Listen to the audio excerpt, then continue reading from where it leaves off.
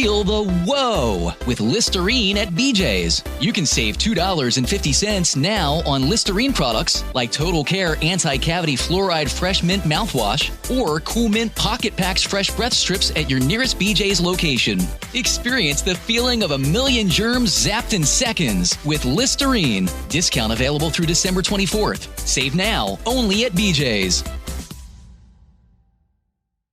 We all know a guy who only occasionally shaves for big occasions, and it's because that occasional shave really hurts. It's the time of year for big occasions, and yet there he is, suffering with that cheap drugstore razor. Let's help him out. Henson Shaving's line of razors, built with aerospace precision, deliver a smooth shave your dad, brother, and even son can enjoy, eventually. With replacement blades just 10 cents each, you'll buy it once, and they'll use it for life. How's that for the perfect gift? Celebrate with 100 free blades on your first purchase, and no subscription headaches. HensonShaving.com/holiday.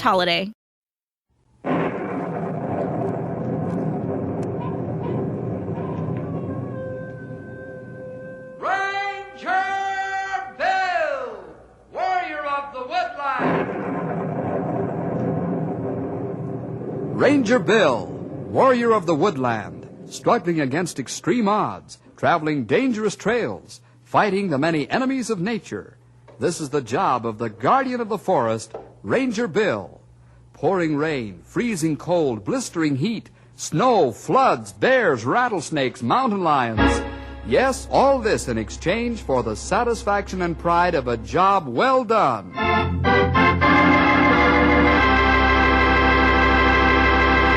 Howdy, boys and girls. Say, what would you think of a man who wouldn't show kindness and consideration in business, but expected it to be shown to himself when he got in a spot? I think we agree this individual needs to be taught a lesson. When our Lord gave his Sermon on the Mount, he said, "Blessed are the merciful, for they shall obtain mercy." But a certain man named Horace Butler never read the Sermon on the Mount. He never reads anything but dollar signs and mortgage notes. Let's find out how this mean and merciless man was taught a lesson he would never forget. Here's the story, The Law of the Golden Rule. Our story opens at the small ranch of Knut Hobson, not so far from Knotty Pine. His visitor is Horace Butler, the man who holds the mortgage on Knut's ranch. Yeah, well, how are you today, Horace? Fine, thank you. Yeah, it's been quite a while since I've seen you last.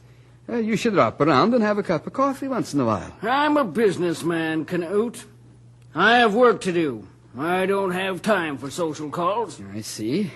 Well, man has to have friends and talk with them once in a while. Money is my friend. I see. Talking about money, Knut, I've been waiting for the annual installment on your mortgage note. Didn't get lost in the mails, I hope. No, it didn't, Horace. I just didn't have it. I'm afraid it'll be about 2 months late this year. 2 months? Yes, I'm mighty sorry, but I'm sure I'll have enough by then to make the payment of $2,000. The payment is due today, Knut Hobson, not 2 months from now. Yeah, I know that, Horace, but, well, the missus was sick in the spring, and I had a lot of big doctor bills, and had a poor crop of grain this spring, too. Of course, my cattle are doing fine, and they'll be ready for the market in 2 months. Well, of course, that leaves me but one alternative, and that is to foreclose your mortgage, Knut. Foreclose? You mean you won't give me the 2-month extension until I can sell my cattle? This is a business proposition, Knut. You promise to pay on this date, and that's what you'll do, or suffer the consequences. Well, how do you expect me to get the money? Sell your cattle now. Well, they're not ready for market. I'd lose $5,000 if I sold them now. You'll lose your ranch if you don't. Horace, you know my credit is good. I always pay my bills. This is the first time in 14 years that I couldn't meet the mortgage payment. I have a heart, man. Knut, I found out a long time ago that there's no room for heart, so you call it, in business. It's the money that counts. I wish you knew how wrong you are, Horace Butler. If only money counted, I wouldn't be here. And let me tell you this. If you throw me off of my farm, the Lord will see that you reap what you sow. Let's leave religion out of this. Religion? You're not human. For 14 years, I've... I won't be able to file the foreclosure papers until Monday. If you can raise the money by then, I'll accept it. This is Friday. How can I get money over the weekend? That's your problem. You agreed to make your payments on this date. This is a business proposition. Good day.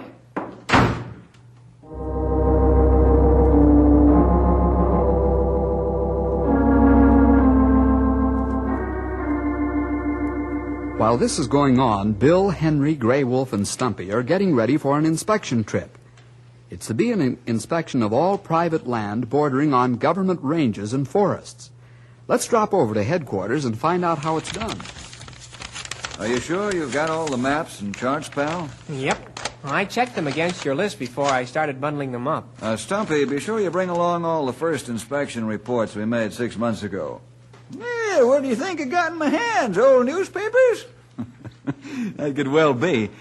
I remember the time you were carrying one around dated back to 1910. Oh, Stumpy. And you were reading it. Oh, I've caught up since then. Now I'm reading them from 1940. Oh, no wonder he tell old-time jokes. Oh, wait a minute there, young feller. Listen, fellas, let's wait until we get on the trail before we start the horseplay. I want to get started today. Let's saddle up now and hit the trail.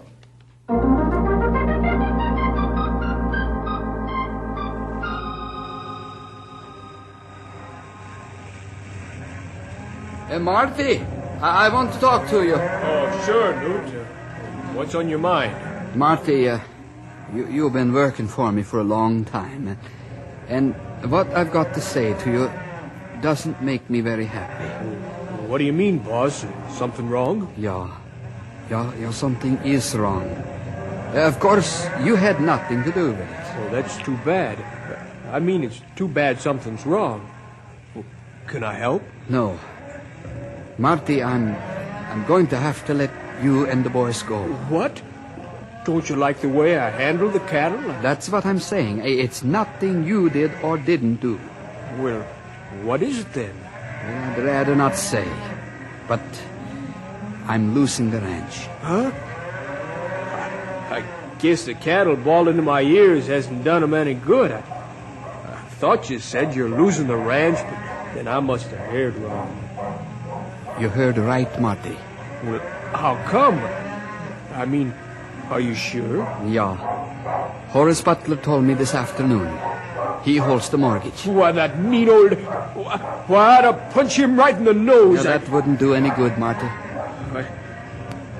Yeah, I guess you're right, boss. Won't he give you an extension? No. Did he give you a date? Not yet. But I've got to sell the cattle and start packing as soon as possible. Well, I am staying right here until you move out. For free, if you like. You've been a wonderful boss, and that's the least I can do. Well, thanks, Marty. I appreciate it. But now I'm off to town to see Ed Banker. Maybe he can help.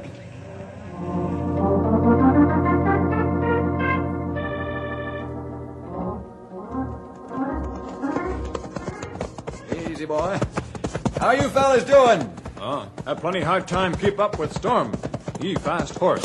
Hey, how far are we going, Bill? Halfway to Africa by the looks of things. Yeah, maybe you've got a point there, Stumpy. We're going over to the northwest corner of the Big Mesa Range. We got 20 miles to go. How come you're going so fired far, Sonny? Who needs inspecting over there? I want to check up on Horace Butler's boundaries bordering Big Mesa Range. When we inspect his place 6 months ago, it's plenty bad shape. That's why I want to make another inspection. I hope he's fixed up his boundaries like he's supposed to. What if he hasn't, Bill? I'll make it my business to see that he does.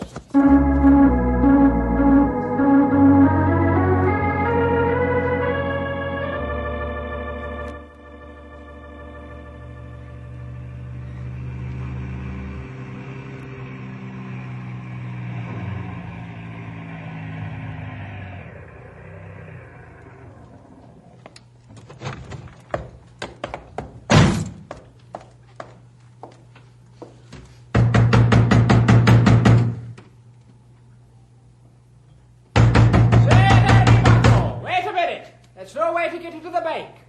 Besides, it's closed for the day. Can't you read? Yeah, sure, I can read, Patrick O'Rourke. I'm not the man of much education, but I can read. Well, now, as I live and breathe, if it ain't me old friend. Oh, how are you, Canute? Not so good, Patrick. Oh, you said right. Has your rheumatism got you down again? It's not my rheumatism. It's paralysis. Paralysis? And how can that be? I saw you walk from your car as I was walking me beat. Financial paralysis, Patrick. Oh, so that's why you're trying to break down the bank door. You need money. Yeah, I need $2,000. They're going to foreclose my mortgage on Monday if I don't have the money. You mean Horace Butler? Yeah, that's the one. Great day in the morning, wouldn't that skinflint take your edge? Yeah, that's right, Patrick. Do you know if Ed Banker's still inside? That I don't. But there's a private wire to the station. If you'd like to walk with me to the office, I'll call into the bank and talk with the guard.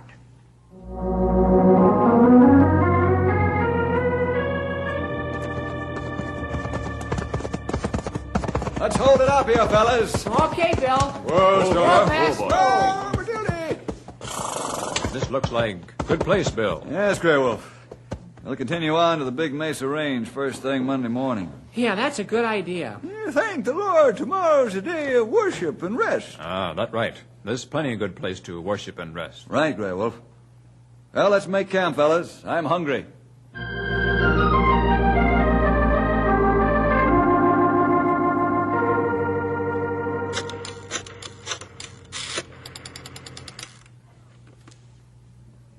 Hello, Mike. This is O'Rourke. Say, there's a gentleman here who wants to see Ed Banker. And now listen, Mike, this is urgent. He is. All right, I'll send him over. His name's Canute Hobson. Yeah, Ed knows him. Yeah, thanks a million, Mike. Goodbye.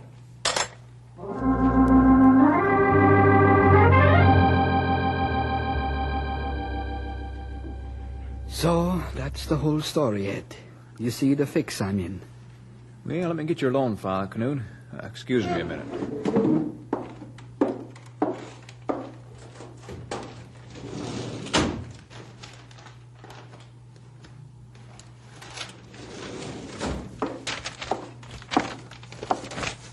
Do you think you can help me out, Ed?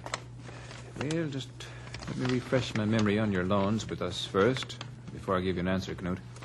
Yeah, sure, Ed. Canute, you borrowed $10,000 from us to buy cattle last spring. Yeah, that's right. How much do you think your cattle would bring on the market right now? Well, the cattle I'm fattening now would bring $15,000 in 2 more months. But I doubt if they would bring more than 10,000 or 10,500 right now.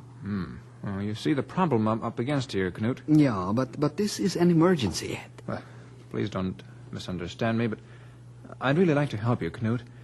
I wish I could let you borrow the $2,000 you need, but you need collateral for a loan of that size. The only collateral you have are your cattle, and we've loaned to the limit already. Well, I guess I'm licked. I'll tell you what you can do. Yeah, what's that, Ed? Why don't you have a cattle buyer come out to your ranch first thing Monday morning and find out right to the penny just what he'll give you. Well, how will that help, Ed? Well, if he'll give you $11,500, I'll personally guarantee a loan to you for the additional $500 that you need. That's the best I can do.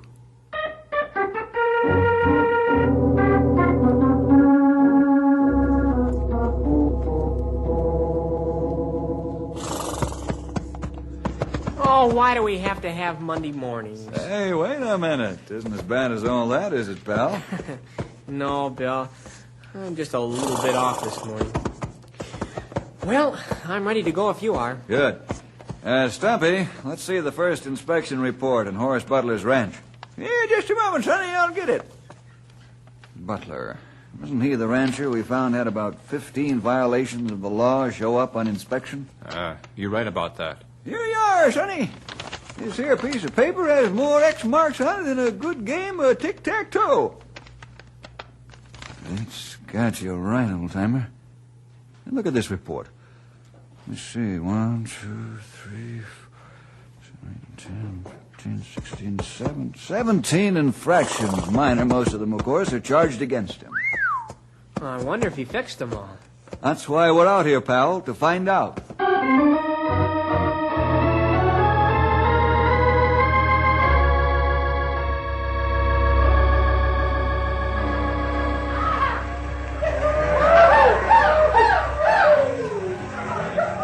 That's the tally, Mr. Hobson. Good. Okay, Marty. Let them back out to the range. All right, boss. Well, what's your offer, Mr. Cole? $9,800. If you load them first thing in the morning. 9,800. Is that the best you can do, Mr. Cole? It's too bad you can't hold them 2 months until they get their prime finish. Market may be up then.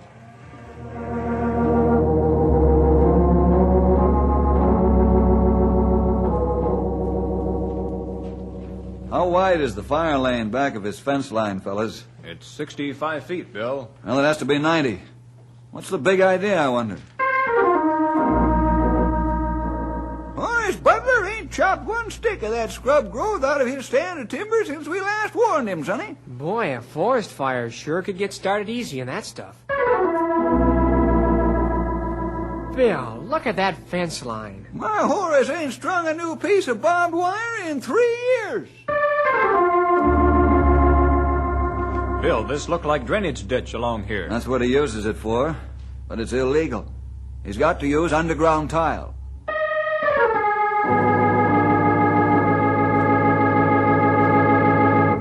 Well, Sonny, it looks like Horace Butler hasn't paid one bit of attention to your first inspection report. That's right, old-timer. Are you going to get rough with him, Bill? And how?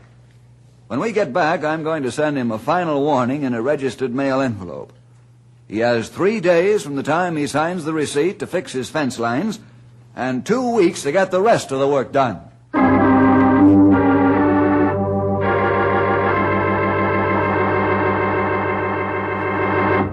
I'm terribly sorry, boss, that things aren't working out for you and the missus.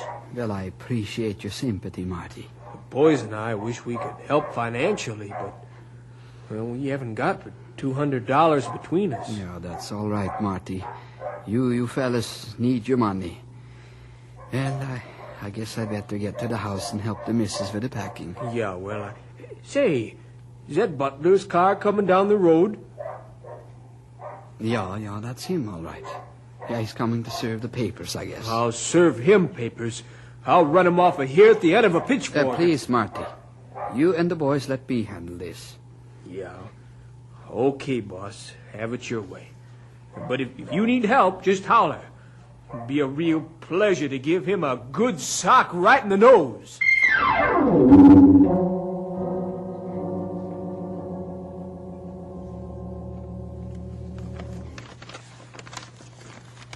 Here are the foreclosure papers, Canute. All right. Are you going to fight this in court? You've got a lot of nerve asking a question like that. It's a perfectly legitimate question. Well, you know I haven't the money to fight this. If I had that much money, I could pay off the mortgage. Well, you'll have to be out of here by the end of the week.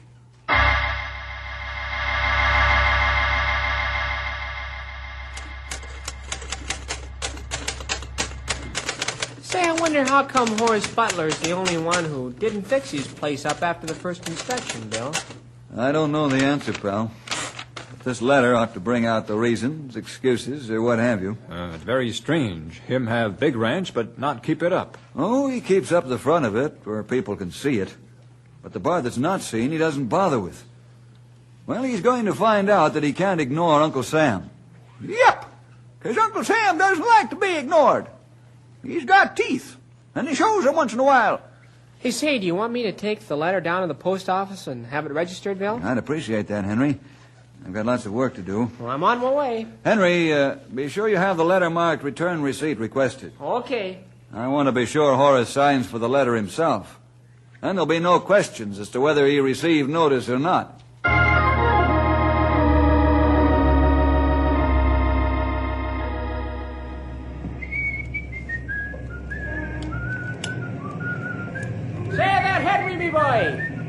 Oh, Patrick, how are you? I'm not in the pink today, Henry. What's the matter, Pat? Have you heard what old Skinflint Butler's doing to Canute? Huh? Come again, Pat. I said, have you heard what Horace Butler's doing to Canute Hobson? No, I haven't. Give me the rest of the details, Patrick. Don't cut me off in the middle. Well, you better grab hold of the lamppost. Is it that bad? Horace Butler's foreclosing the mortgage on Canute's ranch. No joking. And the nasty part about it is that Horace won't give Canute a 2-month extension until Canute's cattle are ready for the market. Canute says he could pay him off easily after 2 months. Well, thanks for the information, Pat. Hey, where are you going in such a hurry? I've got to mail a letter.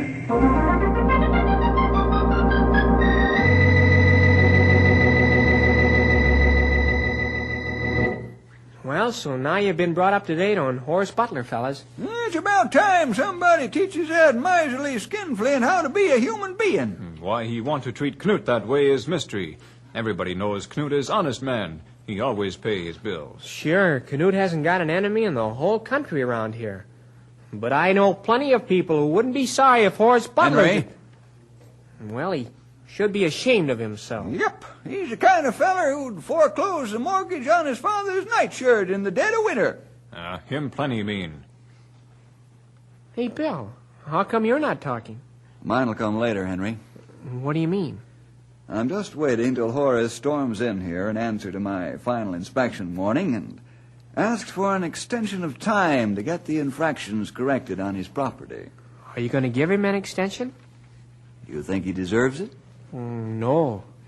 He's already had the full extent of grace. Now it's time for the golden rule to lay down the law.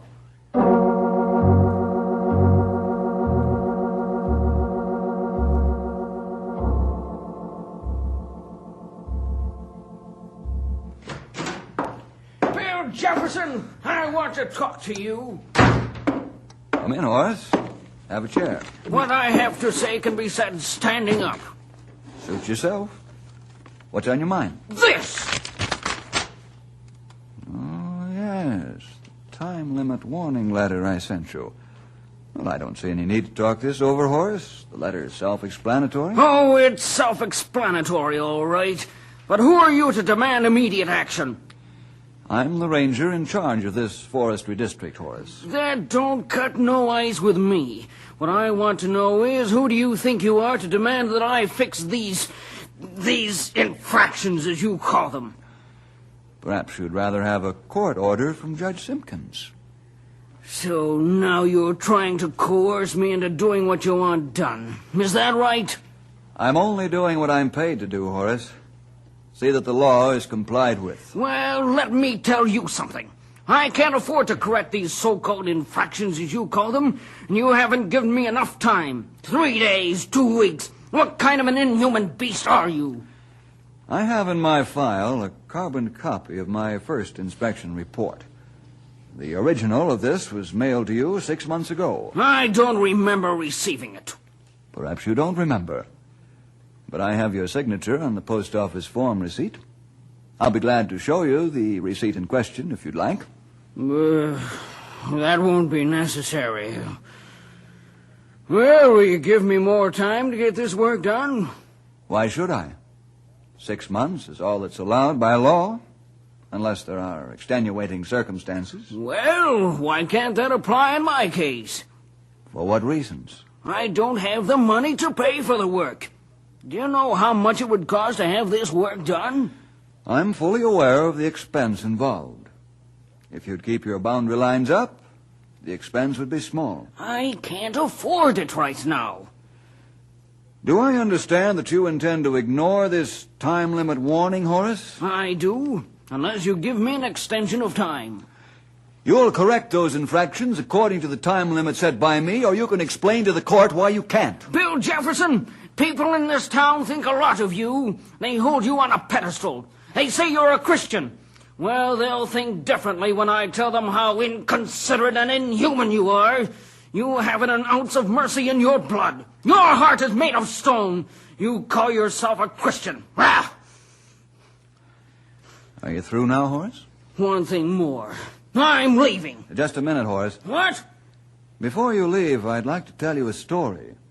A true story I heard just a short time ago. I haven't time to listen to any of your fables. It may be worth your while to listen to this one, Horace. You want to?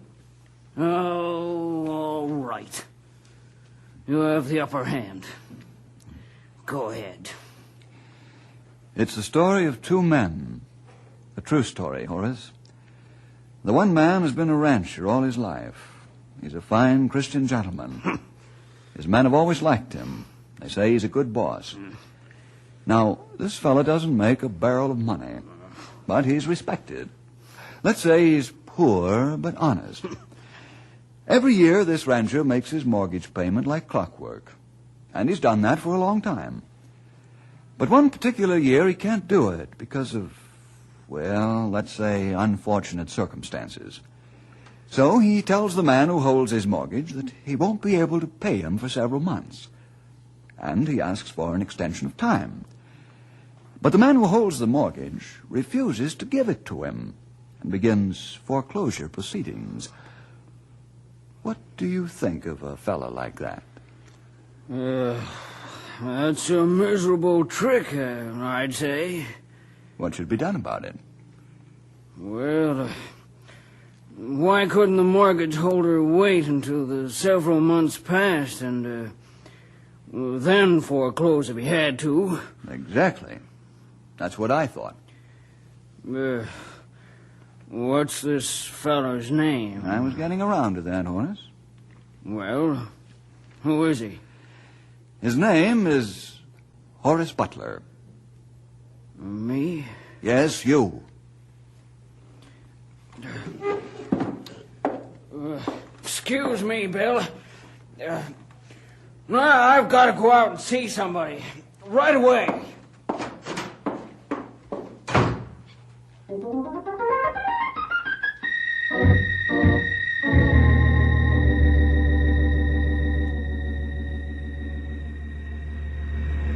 Newt, here comes that old skinflint again. Can't he leave you alone? Isn't he getting enough out of you? Yeah, I guess he likes to keep rubbing it in. Well, I wonder what he wants now. Maybe you haven't signed enough papers. He seems to be carrying some in his hand.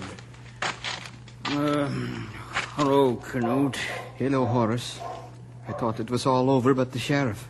Not quite, Canute. I've got to tear up these foreclosure papers. They weren't filled out correctly. So you make mistakes too, huh, Butler? Hold your tongue, Marty. What wasn't filled out correctly, Horace? The date of the foreclosure, Canute. I don't understand. I should have made the date 2 months from now. Did you say 2 months from now, Horace? Yes, and, well, just to be on the safe side, we're going to make it 3. Horace, are you all right? Yes, I'm all right. Why? Well, I mean, why the sudden change? Canute, I've got something to tell you. A mutual friend of ours has taught me the greatest lesson of my life. He gave me the golden rule. The golden rule? Yes, the golden rule. Do unto others as you would that they should do unto you. You're sure you're not joking? I was never more serious in my life. Here's the foreclosure paper. Tear it up. I'll get a new one. On second thought, let's not bother. To me, your word is as good as gold.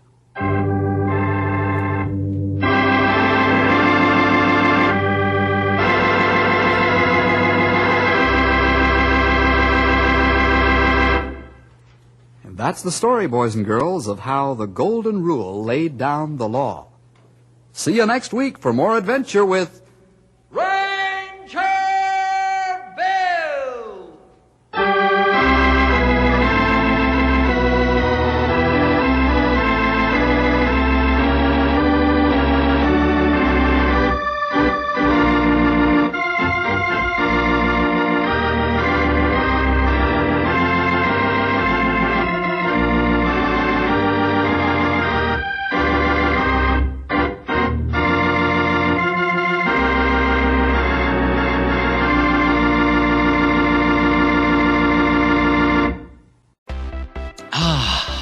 the whoa with Listerine at BJ's. You can save $2.50 now on Listerine products like Total Care Anti-Cavity Fluoride Fresh Mint Mouthwash or Cool Mint Pocket Packs Fresh Breath Strips at your nearest BJ's location.